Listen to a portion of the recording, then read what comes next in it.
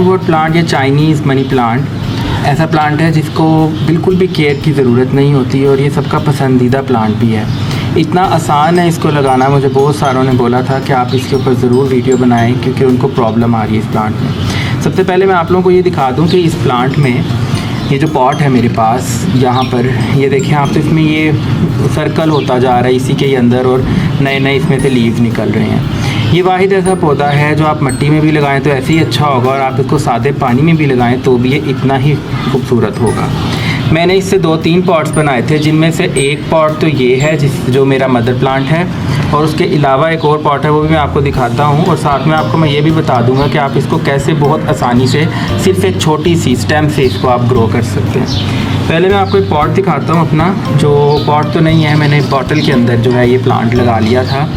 ये चेक करें, इस पर इस टाइम फ्लावरिंग भी हो रही है। ये देखें, ये फ्लावरिंग भी हो रही है इस पर इस टाइम। और इस पर ये देखें 2-3 बार ये जो है पानी ना मिलने की वजह से मेरा जो पौधा ख़त्म हुआ था, मैंने वापस पानी डाला और कुछ दिनों में फिर से नए जो हैं इसके लीव्स निकल आए। एक मदर प्लांट में से ही मैंने जो है एक नया पॉट बनाया था। एक मैंने और बनाया हुआ है पॉट इसके अलावा, जिसको मैंने पॉट तो नहीं मैं कहूँगा, वाटर में जो है मैंने बॉटल के अंदर लगाया हुआ है और वो भी ऐसे ही अच्छा ग्रो कर रहा है। इस प्लांट की बस एक ही खासियत है कि इसकी स्टेम आगे जाती है और हर स्टेम में से एक एक लीव निकलता जाता है और ये एक एक लीव है और इसमें भी ऐसे ही वो स्टेम जो है गोल घूमती जा रही है। तो अभी मैं आप लोगों को बस दिखा दूँ प्रोसीजर कि कैसे इसको जो है मैं स्टेम में एक निकाल लूँगा और उससे ही पूरा एक नया प्लांट हम बना लेंगे।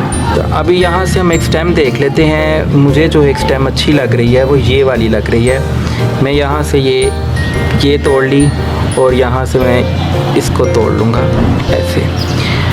ये इतना ही आसान है इसको लगाना। अब मैं इसको यहाँ से अगर ये भी तोड़ लेता हूँ तो मेरे पास 2 नए प्लांट्स इसी 2 स्टेम से बन जाएंगे। इनको आप पानी में लगा दें तो भी हो जाएंगे। अगर आप इनको डायरेक्ट जो है मिट्टी में लगाते हैं तो भी ये ग्रो कर जाएंगे। तो मैं एक को पानी में डाल दूँगा और एक को मिट्टी में लगा दूँगा।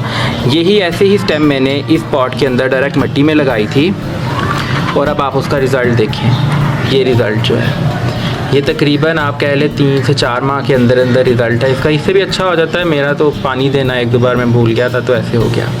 तो ये सिंपलेस्ट है। आप अगर ये समझें कि ये आपके लीव्स ख़त्म हो गए हैं तो ये प्लांट नहीं है, आप ख़त्म हो गया। पॉट ज़ाया मत करें, प्लांट भी ज़ाया मत करें। वो नीचे जो उसके अंडरग्राउंड स्टेम है उनसे नया प्लांट निकल आता है और इसी तरह मैं इसको भी ग्रो कर दूँगा। प्लांट को आपने डायरेक्ट सन में नहीं रखना, इनडायरेक्ट सन में आपने उसको रखना है। जब भी आप प्रोपेगेट करें तो आप इसको डायरेक्ट सन में बिल्कुल नहीं रखेंगे, आप इसको इनडायरेक्ट रखेंगे। ठीक है, ऐसे ही मैंने बस ये देखिए 2 एक ये नोड है, एक ये नोड है, मैंने ये ऐसे लगा दी। बस आपको ख्याल ये रखना है कि मिट्टी जो है बिल्कुल कीचड़ की तरह होनी चाहिए क्योंकि ये पानी को बहुत पसंद करता है। बाकी स्टेम ना भी कवर हो, अगर आप सिर्फ ये 2 नोड्स कवर कर दें तो भी आपका प्लांट बहुत अच्छे से ग्रो करेगा। जो बड़ा है मेरे पास स्टेम था उसको मैंने इसमें लगा दिया और अब ये जो छोटी स्टेम है इसको मैं पानी में लगा दूंगा। अब ये स्टेम है मेरे पास, ये एक मेरे पास टूटा हुआ बल्ब था, उसके अंदर मैं इसको लगा देता हूँ पानी डाल के। तो ये जस्ट मैंने देखे पानी में इसको रख दिया है। अब कुछ दिनों में इसी नोड के अंदर से जो है नया निकल आएगा प्लांट। आप 3 से 4 दिन में देखेंगे तो नए जो हैं रूट्स जो हैं इसमें डेवलप होंगी और साथ ही नया जो है इसमें प्लांट जो है यानी स्टेम, सबसे पहले स्टेम से लीव्स बनने शुरू होंगे और लीव्स बाहर आ जाएंगे और नीचे रूट्स ही रूट्स होंगी वाइट कलर की। उम्मीद है आपको सारी इसकी केयर और ईजी टू ग्रो प्लांट है सब समझ आ गया होगा इसका। Thank you.